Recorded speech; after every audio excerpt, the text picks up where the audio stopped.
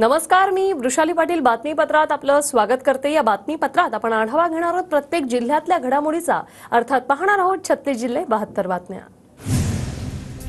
कोल्हापूर जिल्ह्यावर पुन्हा एकदा महापुराची टांगती तलवार। कोल्हापूर जिल्ह्यातील 81 बंधारे पाण्याखाली, पंचगंगा नदी पुढच्या काही तासात धोक्याची पातळी गाठणार। कोल्हापूरच्या पंचगंगा नदी परिसरात पावसाचा जोर कायम। पुणे बंगळुरू महामार्गावरही काही ठिकाणी पाणी साचलं। पालघरमध्ये पावसाचा जोर वाढला। पूर्व आणि पश्चिम किनारपट्टी भागात दमदार पावसाची हजेरी। पावसामुळे धामणी धरण 78.87% भरलं।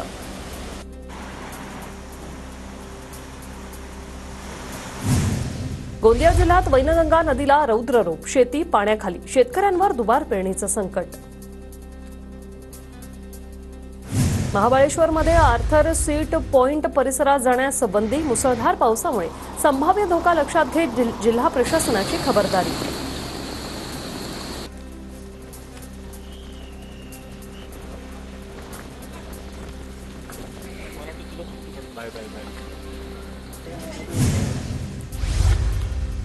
गोदावरी नदीची पूररेषा बदलणार। तब्बल 16 वर्षांनंतर जलसंपदा विभागाला नव्या पूर रेषेबाबत प्रस्ताव।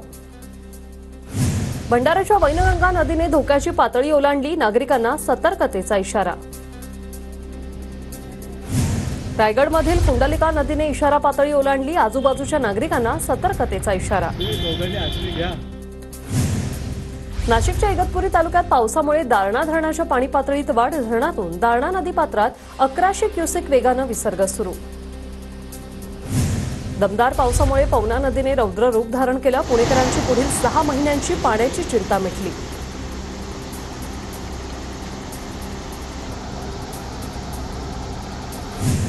पर्यटन नगरी लोणावळ्यात ढगफुटी सदृश्य पाऊस। 24 तासात तब्बल 275 मिलीमीटर पावसाची नोंद। रस्त्यांना नद्यांचं स्वरूप। नाशिकच्या इगतपुरीमधील कपारेश्वर महादेव धबधबा प्रवाहित। धबधब्यावर पर्यटकांची रेलचेल।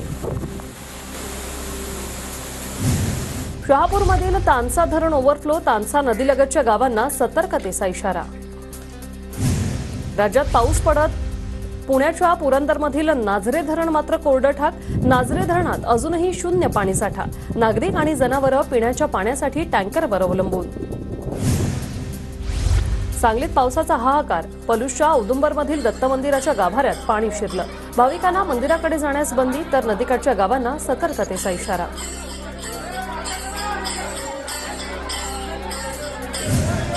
विरारमध्ये मुख्य रस्त्यावर गुलमोहराचं झाड उन्मळून पडलं। सुदैवानं कोणतीही जीवितहानी नाही। अनधिकृत टपऱ्यांचं मात्र नुकसान।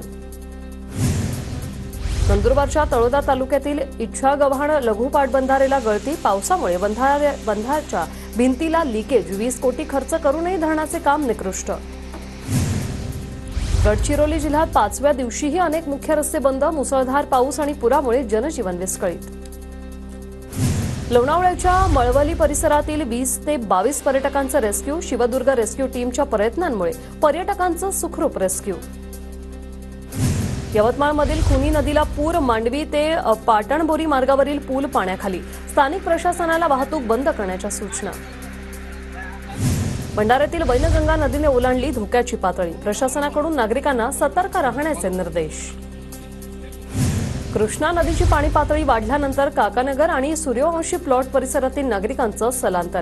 प्रशासनाने आवाहन केल्यानंतर 8 ते 10 कुटुंबांचं स्थलांतर। चंद्रपुरात पावसाची संततधार। आतापर्यंत सरासरी 62% पावसाची नोंद।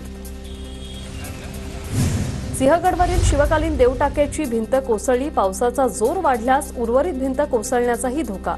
वनविभागाकडून पर्यटकांना खबरदारीचं आवाहन।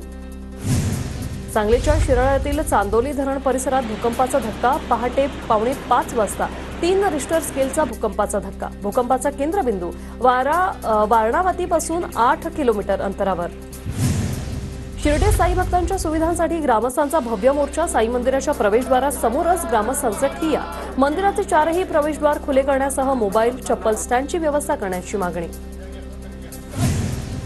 पालघरच्या हुतात्मा चौकात वाढवण बंदराविरोधात 3 दिवसांचं लाक्षणिक उपोषण। जिल्ह्यातील 20 पेक्षा जास्त स्थानिक संघटनांच्या बंदराविरोधात एल्गार। 26 जुलैला सरकारची अंत्ययात्रा काढून करणार निषेध। जरांगे पाटलांच्या 7 ऑगस्टच्या सोलापुरातील सभेला रेकॉर्ड गर्दी करण्याचा निर्धार. माढ्यात झालेल्या बैठकीत सकल मराठा समाजाचा निर्णय. धाराशिवच्या येरमाळ्यात मनोज जरांगेंच्या समर्थनार्थ बैलगाडी मोर्चा. बैलगाडी मोर्चात ओबीसीमधून आरक्षण देण्याची मागणी. नागपूर विद्यापीठाच्या परीक्षा भवनात अभाविपचं आंदोलन. निकालाला विलंब होत असल्याने विद्यार्थी संघटना आक्रमक.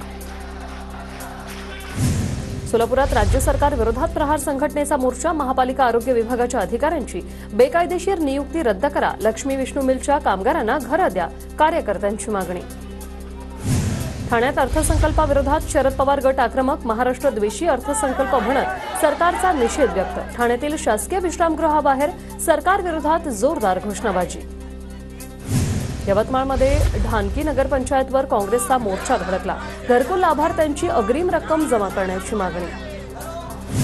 सोलापुरात चिखलठाण ते कुगाव मार्गासाठी मागील 3 दिवसांपासून 4 जणांचं उपोषण सुरू. उपोषणाला महिलांचा ग्रामस्थांचा पाठिंबा. 2 उपोषणकर्त्यांची प्रकृती गंभीर.